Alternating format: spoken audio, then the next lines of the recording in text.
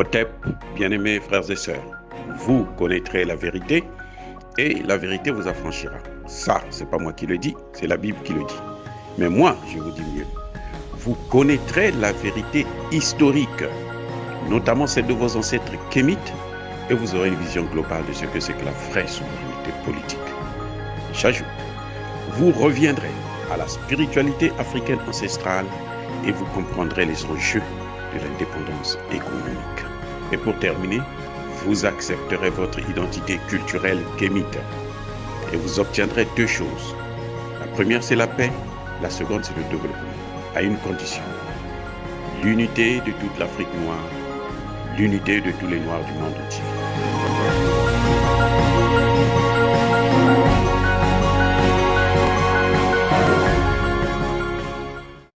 Otep à tous, bienvenue sur la chaîne des panafricanistes, par essence, par conviction et par excellence. Celle des citoyens kémites par nécessité et obligation de combat. Nous sommes une chaîne qui n'est guidée que par nos ancêtres, et rien que par les ancêtres qui appartiennent à l'égrégore du monde noir. Par conséquent, nous ne croyons en aucun Dieu venu de l'étranger. Toutefois, il nous appartient de rappeler ce qui suit.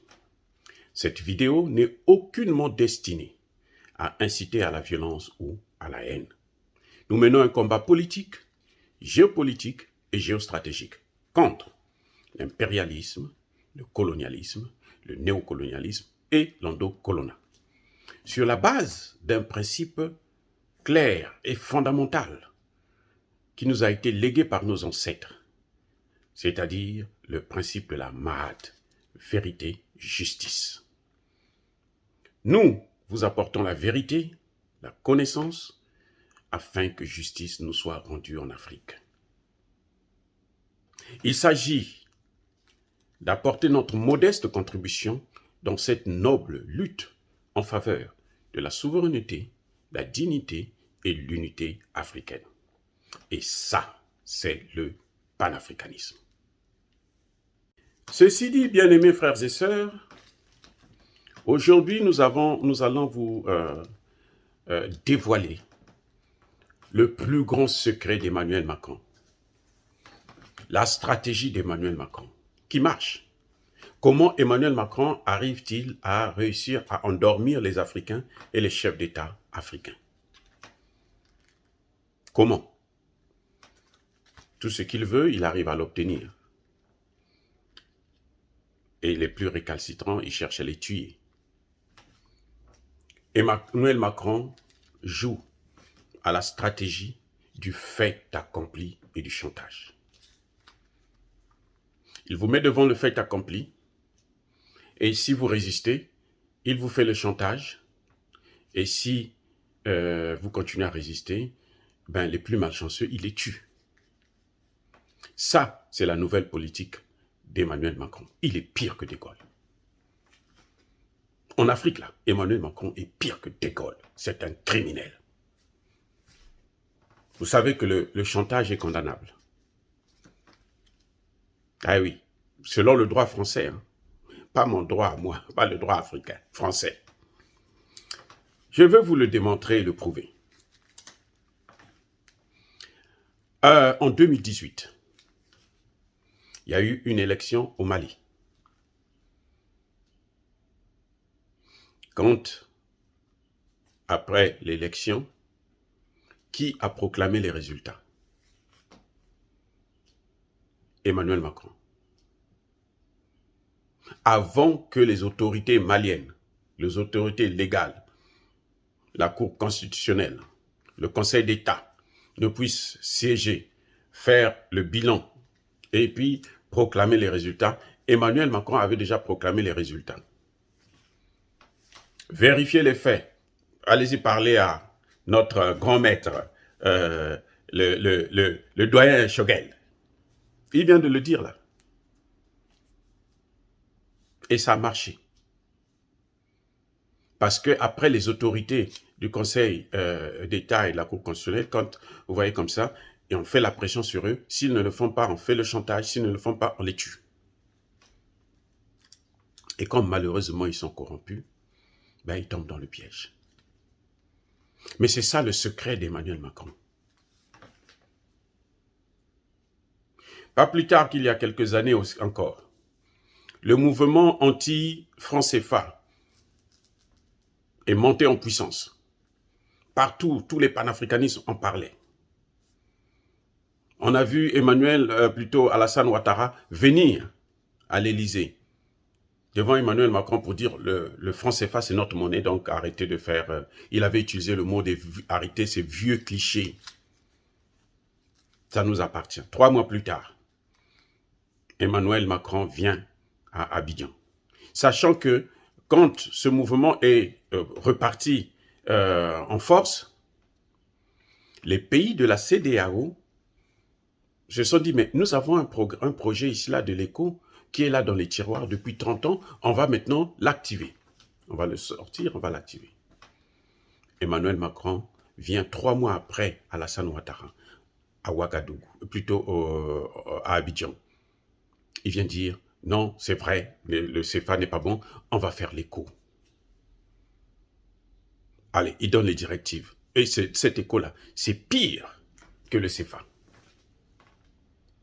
Du coup, le projet des pays de l'Afrique de l'Ouest est chamboulé et on attend maintenant 2027 pour voir qu'est-ce qui va se passer. Entre-temps, il gagne le temps. Non, écoutez, Emmanuel Macron ne peut pas continuer à jouer avec nous comme ça. Il n'est pas plus intelligent que nous. Les chefs d'État de la CEDEAO, de la CEDEAO sont tombés dans le piège parce que, bien entendu, ce sont des gens pour la plupart qui sont mal élus et qui sont dans des compromis avec la France et dans les loges maçonniques, rosicruciennes et autres. Voilà comment Emmanuel Macron arrive à les avoir. Le fait accompli, le chantage. Qui avait demandé à Emmanuel Macron que les Africains ont besoin d'une monnaie? Pourquoi Emmanuel Macron n'a pas fait la même chose en Afrique centrale? Parce que c'est en Afrique de l'Ouest où ça bougeait le plus vite. La révolte, la volonté du changement était très forte. Et puis c'est là-bas qu'ils avaient déjà établi une monnaie à eux. Ils étaient dans les modalités de mettre ça en application. Emmanuel Macron est venu, le pire, c'est qu'il prend le même nom. Le nom que les pays de l'Afrique de l'Ouest avaient prévu, c'est ça qu'il prend pour donner à sa monnaie. Un menteur, un voleur, un manipulateur, un escroc. Mais c'est pas tout. C'est pas tout. Le plus récent des événements, c'est qu'on voit Emmanuel Macron décider que Barkhane va aller au Niger. Quand il a convoqué les chefs d'État, lorsque Emmanuel Macron a annoncé officiellement que Barkhane va aller au Niger, le président Bazoum n'était pas avec lui lors de la conférence de presse, alors que c'est un événement important, qui devrait d'ailleurs se déclarer au Niger. Parce que la constitution du Niger n'autorise pas à ce qu'une force étrangère puisse venir s'installer pour combattre dans la sous-région. C'est pas ça, c'est vrai. Vous allez me dire qu'il y a les Américains et il y a les Allemands, mais eux, ils ont reçu leur accord, leur agrément. Au Niger, ce n'est pas la volonté de Bazoum. Bazoum n'a pas donné son accord. Bazoum, on lui force la main. Le fait accompli. Parce que quand il déclare comme ça, maintenant c'est là qu'il vient vers vous. C'est pour ça que Bazoum ne s'est pas présenté avec lui lors de la conférence de presse. C'est pour ça qu'après vous avez vu le ministre des Affaires étrangères du Niger dire que le Parlement va être saisi. Mais si on a déjà donné l'accord, Bazoum a déjà signé, le président a déjà signé, pourquoi saisir encore le Parlement? Parce que c'est encore la stratégie d'Emmanuel Macron, le fait accompli. On vous met devant le fait accompli, on exerce le chantage sur vous et au cas contraire, on vous tue. Et comme Bazoum doit son élection à la France, il est obligé de faire ce que le maître lui demande. Emmanuel Macron, c'est une peste. Il est dangereux. Il est dangereux. Mais écoutez, bien aimés frères et sœurs, au moment où nous parlons, pendant qu'en Ukraine, les gens sont en train de mourir, les Allemands sont en train de trouver une solution pour envoyer des armes en Ukraine. Que fait la France? Elle est en train de faire le chantage aux parlementaires nigériens pour que ceux-là acceptent. Et vous allez être surpris. Quand la guerre en Ukraine va se calmer, vous allez être surpris d'apprendre que non, le Parlement nigérien a accepté. La population est d'accord. Et puis voilà, c'est tout. Donc il fait pression actuellement aux autorités du Niger. Eh oui, c'est ça. Ils sont actuellement sous pression. Parce que Emmanuel Macron a déjà déclaré, maintenant il faut que ça s'accomplisse. Le Dieu a déclaré. Donc maintenant, les Jésus africains doivent accepter. Non, ça ne passera plus comme ça. Ça ne passera plus comme ça. Mais Emmanuel Macron ne fait que multiplier de telles situations. Hein? La situation du fait accompli. Regardez au Burkina Faso. Barkhane est au Burkina Faso depuis 2014. Sinon depuis 2013. Personne n'a jamais su que Barkhane est là. Emmanuel Macron ne nous a jamais dit que Barkhane est au Burkina Faso. Barkhane est au Bénin. Déjà. On a su que Barkhane était au Burkina Faso, c'est lorsqu'il y a eu le dernier coup d'État d'Amiba. Et Barkhane au Burkina Faso, comment on l'appelle? Sabre. Barkhane s'appelle aussi sabre. Le mot, non, Takuba s'appelle sabre. C'est ça que ça veut dire Takuba, sabre. Je l'ai déjà expliqué dans une des vidéos. Le Premier ministre Choguel l'a déjà expliqué. C'est une machette. Ça sert à quoi? À couper. Sabre, c'est l'épée, non? L'épée sert à quoi? À tuer, à couper, à tuer. Bien-aimés frères et sœurs. Donc, quand ils donnent le nom à l'opération, ça veut dire qu'ils sont venus là pour détruire. Et depuis qu'ils sont là, que se passe-t-il? Les 2/3 du territoire burkinabé sont dans les mains des djihadistes. Et pourtant, Sabre est là. Non, Emmanuel Macron doit arrêter de jouer avec les Africains comme ça. Quand la crise malienne, il y a eu le coup d'État. Les premières décisions de suspension du Mali, les instances de la CEDEAO. Qui a pris la décision? Le président de la commission. À la demande de qui? À la demande d'Emmanuel Macron. Et il sait que ce n'est pas le pouvoir du président de la commission, puisque ce sont les chefs d'État qui doivent prendre la décision. Mais c'est le président de la commission qui a pris, et les chefs d'État ont suivi par la suite. Parce que Emmanuel Macron a fait son travail. Le chantage, le fait accompli et le chantage. C'est comme ça que Emmanuel Macron fonctionne avec le Drian. Et ils pensent qu'ils feront mieux que De Gaulle. Mais ils pensent surtout que les Africains vont toujours accepter de tomber dans leur piège. Non. Bien-aimés frères et sœurs, regardez comment ça se passe sous vos yeux. Lorsque la CEDEAO, qui savait que la CEDEAO allait prendre des sanctions contre le Mali, les sanctions illégales, illégitimes et inhumaines d'ailleurs. Comment nous on a su ça? C'est parce que Emmanuel Macron l'avait déjà dit, avec ses ministres, bien entendu, Parly et Le Drian. On va suspendre, on va fermer les frontières, on va bloquer les avoirs du Mali. Il y a le président Bazoum leur avait dit, mais monsieur le président, c'est pas dans les textes. Mais ils avaient déjà déclaré, donc il fallait accomplir. Et les chefs d'État, c'est là qu'on reproche, le reproche à faire à nos chefs d'État. Ceux qui ne savent pas dire non, nous on n'avait pas discuté de ça ensemble. C'est là le vrai problème de nos chefs d'État. Mais leur problème vient d'où? Du fait qu'ils sont mal élus ou ils sont élus avec l'aide de la France. C'est le cas de Bazoum. C'est pour ça que Bazoum est obligé d'accepter. Là, ce n'est que le peuple nigérien qui peut changer la donne, ou le Parlement. Mais sinon, c'est fini, les carottes sont cuites. C'est pour ça qu'en ce moment, on est en train de donner de l'argent, on fait du chantage et tout, et on fait par tous les voies et moyens, vous allez voir, on ne serait-ce que par une seule voie, ils vont l'emporter, puis c'est donné. C'est pour ça que je vous le dis déjà, afin que les Africains puissent ouvrir les yeux et prendre leurs responsabilités.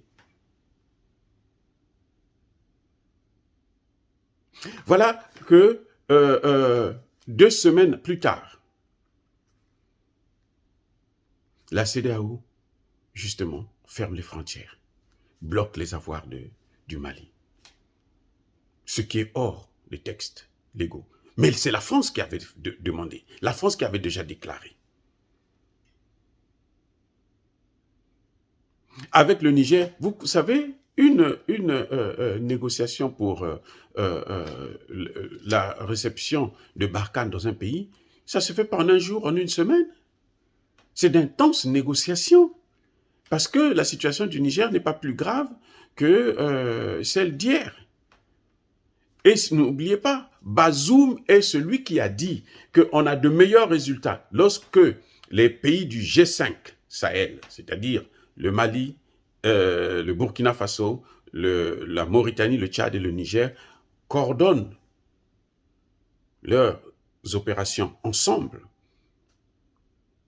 Ils ont de meilleurs résultats qu'avec Barkhane. C'est Bazoum qui l'a dit.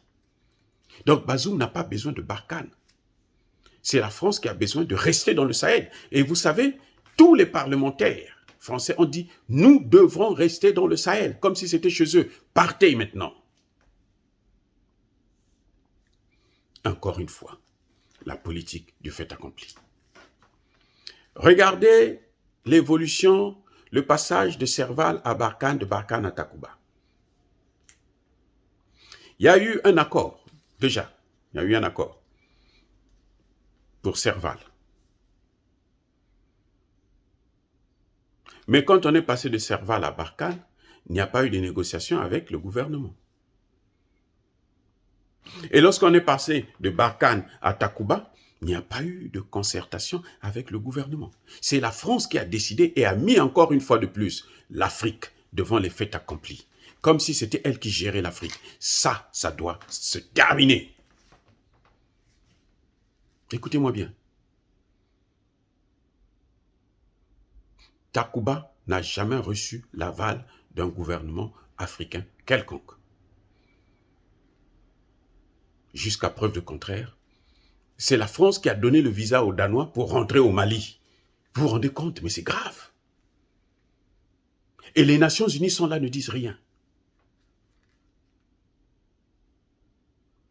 Maintenant, allons un peu plus en arrière. Le contrat de Serval entre le gouvernement malien et le gouvernement français disait quoi?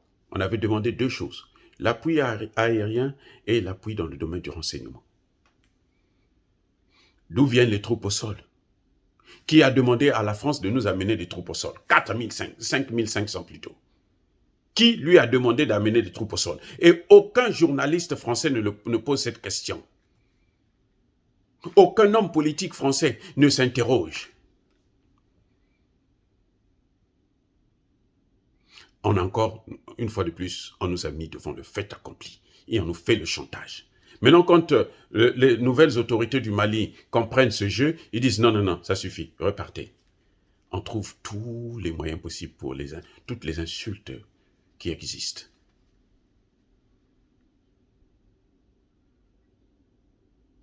Je vais vous prendre encore un autre exemple avec la force des Nations Unies. Dites-moi, donnez-moi le nom le numéro de la résolution des Nations Unies qui demande à ce que l'armée française puisse protéger les forces des Nations Unies. Allez, là, écoutez, là, Macron, en fait, il se croit intelligent, mais il n'est pas intelligent, en fait. Je suis désolé, il se croit intelligent, mais il n'est pas intelligent. Aucune résolution des Nations Unies ne peut demander à ce que les forces des Nations Unies puissent être couvertes par l'armée française. Parce que les Nations Unies, ce sont des militaires, non? Les casques bleus, là, ce sont des militaires. Donc, ils viennent avec tout, avec leur logistique. Quand vous acceptez de venir en mission, vous ne comptez pas sur un autre pays. Emmanuel Macron nous fait croire que, malgré le fait qu'il doit quitter le Mali, alors, il doit y rester pour aider, protéger l'armée onusienne et casque bleu. Depuis quand? Qu'on nous montre maintenant la résolution. Ça, c'est se moquer des gens. Mais que Emmanuel Macron sache que les Africains d'aujourd'hui ne sont pas ceux d'hier. Ceux d'hier n'étaient pas aussi bêtes que ça, parce que le problème, c'est que c'était des non-violents. Et puis vous les assassiniez n'importe comment. Et eux, ils ne comprenaient pas encore votre jeu. Mais nous comprenons maintenant ce qui se passe. Le monde ne peut pas évoluer comme ça, M. Macron. Vous n'allez pas vous en sortir comme ça. Non, ce n'est pas possible. Ça prendra le temps que ça prendra. Mais vous n'allez pas continuer à martyriser des populations africaines de cette manière.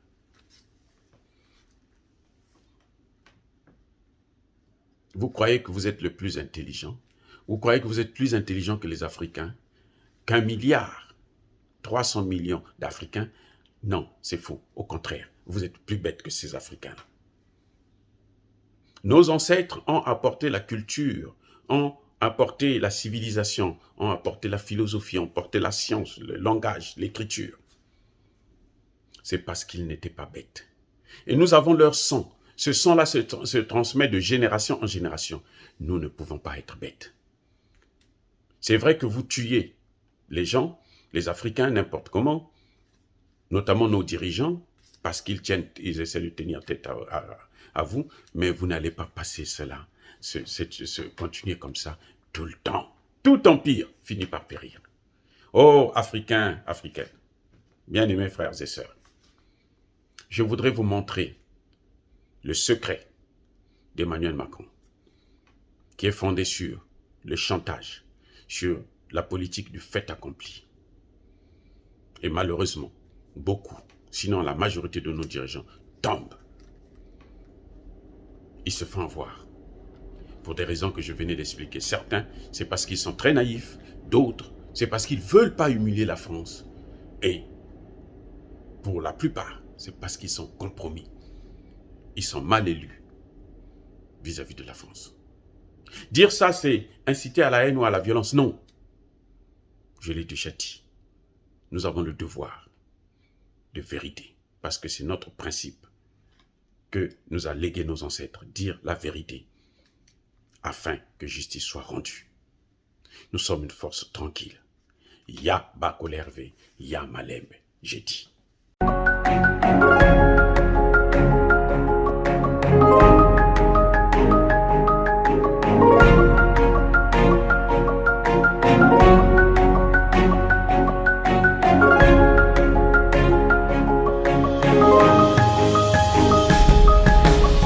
Eux, ils marchent par la foi et non par la vue. Mais moi, je vous conseille vivement de marcher par la connaissance scientifique et historique, notamment celle de nos ancêtres kémites, par les 5 sens et par l'intelligence. Otep, vive l'Afrique éternelle et que Dieu vous bénisse. Abou Apia.